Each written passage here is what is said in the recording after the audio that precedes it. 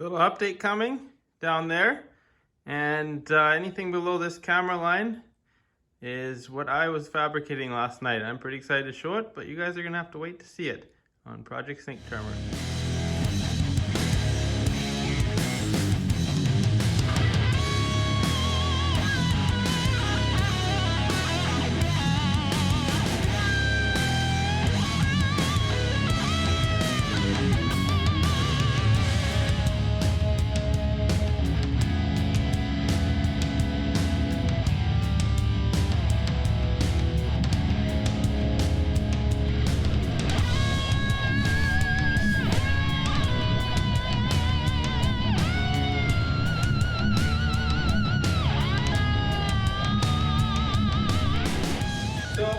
I had a friend down today, you all know Bob, and we were building slot car stuff.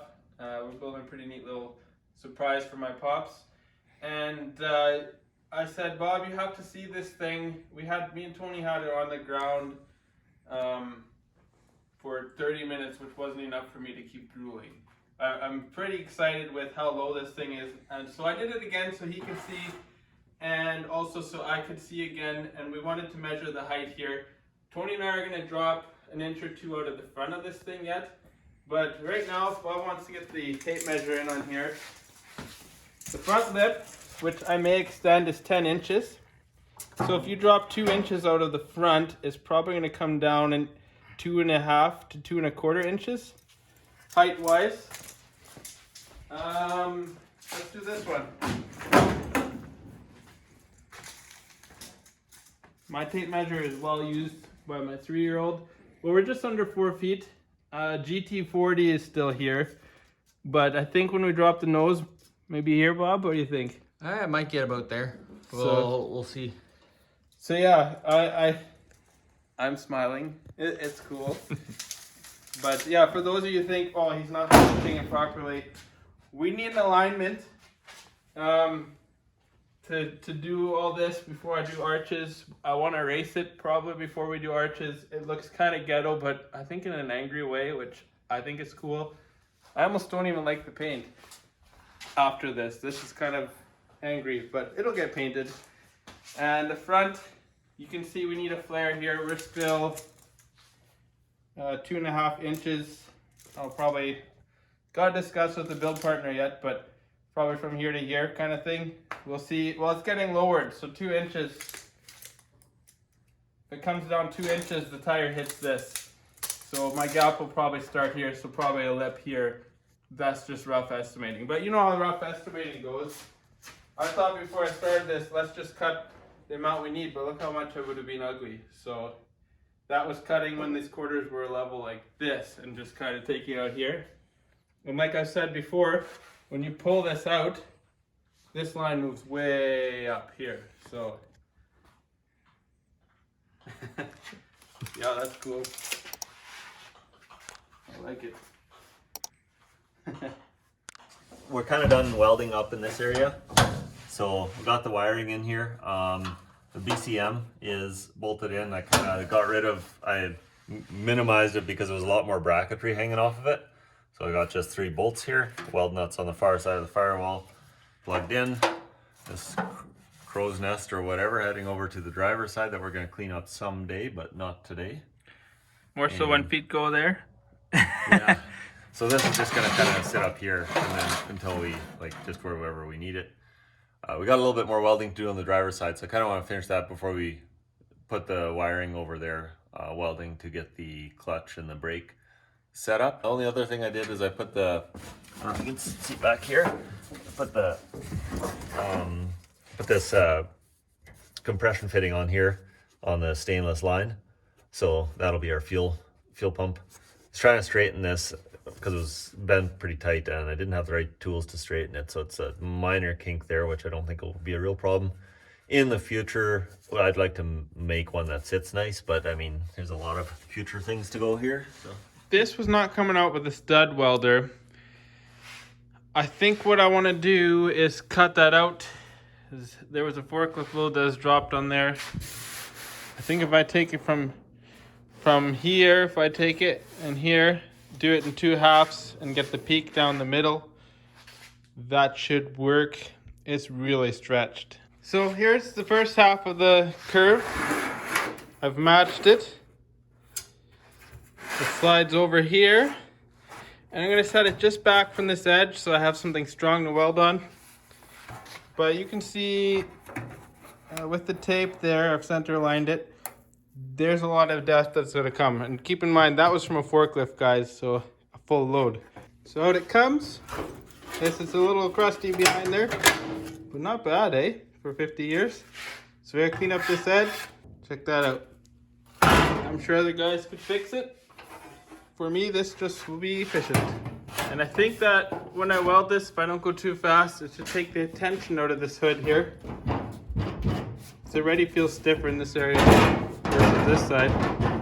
That was so much easier than trying to fix that dent. Cool. Just build it fresh. A little rust hole here, and a matching one over there we'll have to take care of yet. Might as well do that right away.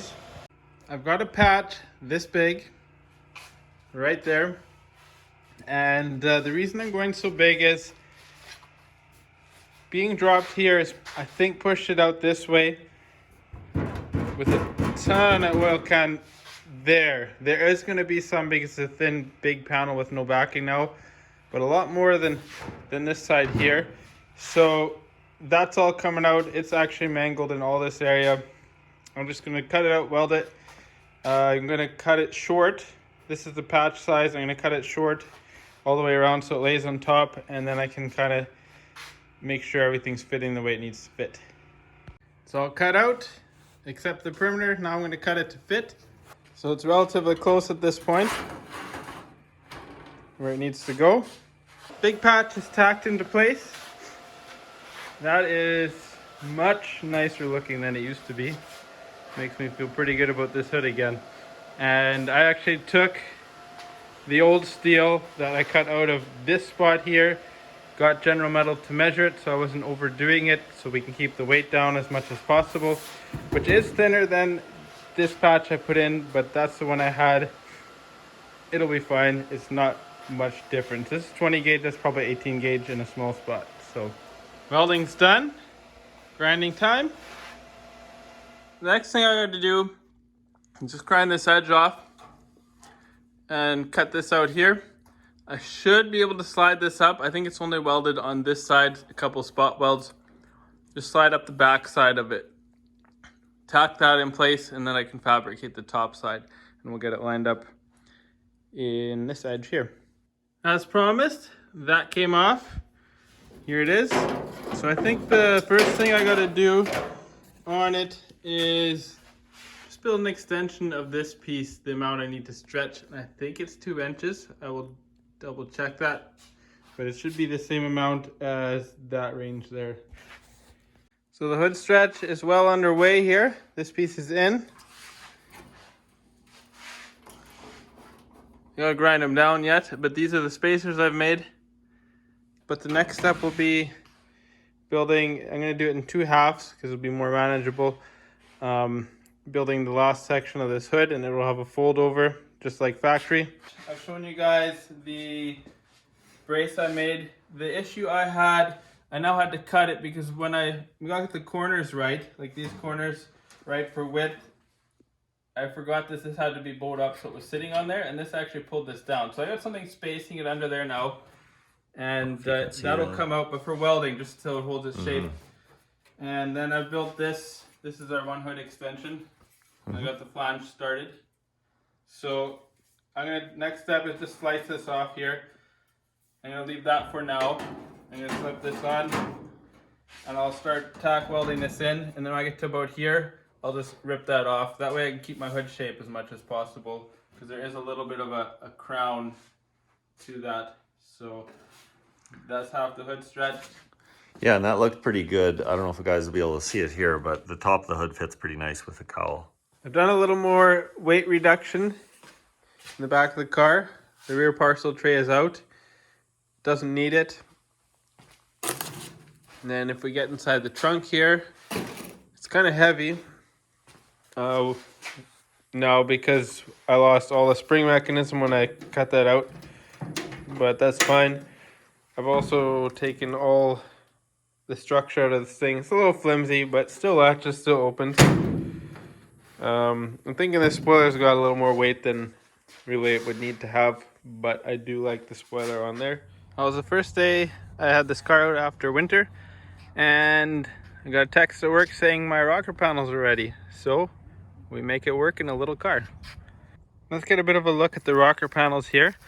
You'll notice if you're avid on Celicas, this is longer. That'll get our car looking closer to the ground. Plus it'll help to the aggressive stance. So what I did was, I think I showed you earlier, but right where my thumb is here, this was all scratch built. And then this was copied off the Celica profile. So there's your profile. These were done at our local metal shop at General Metal. I'm super impressed. I got the rockers in the shop here, and they will be cut 3 pieces. I'm going to be cutting a middle section between the doors, and then there'll be a section going here and a section going there. They'll be attached to the fenders, and that'll be for one side. I've also got this strip in here because the rockers hang down an inch longer, so I'm going to just drill some plug welds or drill some holes, plug weld it on, so it'll come on about here, and then the bottom of this with the plug welds, I'll drill it out, can be welded onto there.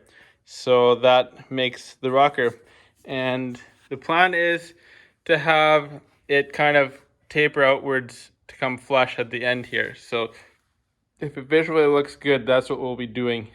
So I've got that strip welded on the bottom, plug welded it. What size of hole did we use, Tony? The bottom is 5/16. All right, and we went smaller on the actual rocker, right? Yeah, we went quarter there. I don't like drilling holes, so Tony did it all for me. What are you working on, Tony? Just did a little bit more wiring stuff here. I got, what did I do? Oh, grounds here, another one back there.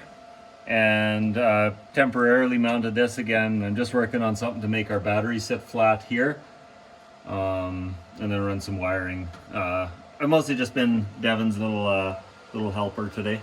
In German, you'd say Scheckbengel, right? That's what I was thinking. How did you know? What would be that? What would that be if you were American? A Scheckbengel, a gopher, right? I don't know. A go get. In the oil patch, they call it a swamper. Okay. Just finished installing the rocker, the part that's going to be flat against the car, and I love it. It's taller by an inch, like I talked about, so it brings that nice and close to the ground. So yeah, there it is. And comparison, you can see the difference there in height. It works well on this car with this height. I felt, and Tony was agreeing, with the wider quarters and fenders, the taller rocker just worked well on here. In the middle of building the back quarter panel portion of the rocker, and I'm not sure if you'll see it on the stands here, but I've made it taper out like I've talked about all along. And inside you can see I've got to build this piece here, and there you can see underneath I've built that separate, but this piece was a portion of this rocker. I've just changed it a little bit. I've got this corner built, and I've allowed for a little drain there. I believe a lot of cars do that from factory as well. So I got the drains there, and one there, and one there, just like the factory Celica. Started the end cap of the rocker panel on driver's side here, and I've made a box section with flanges on it.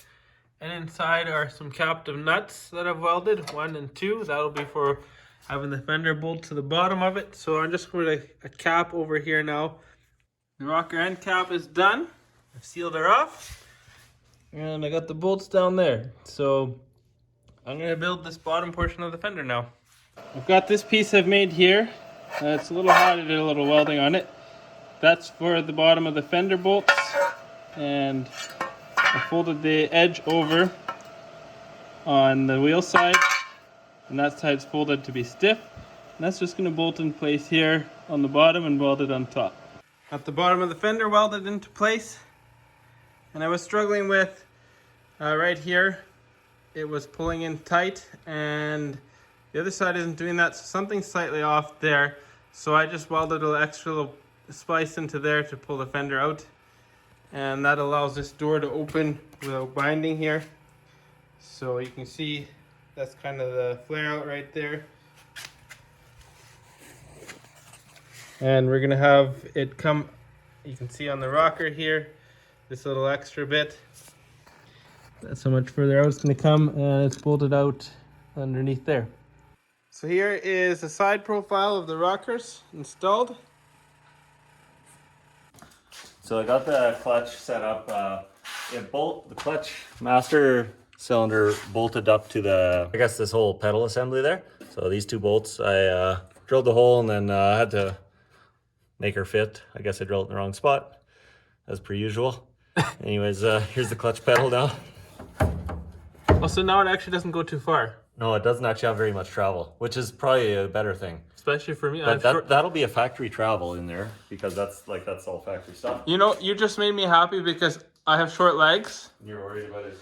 And and my seating is so different than you, Yeah. so you might not like it. And then you can see down there, there's the pipe that ends there. That's the in from the master cylinder, from the brake master cylinder, and then the other one is connected there to the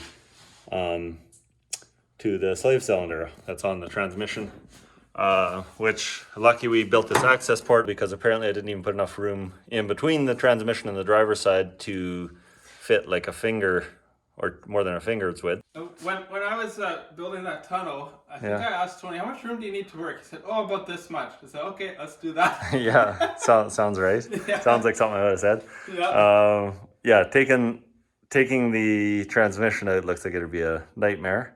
So hopefully we never blow up a clutch. We may just cut the cross member and make it new at that point. We might have to make some modifications. Might be coming out with a grinder. That might be the cut weld non-stop on this car as we go, eh? Yeah, for sure.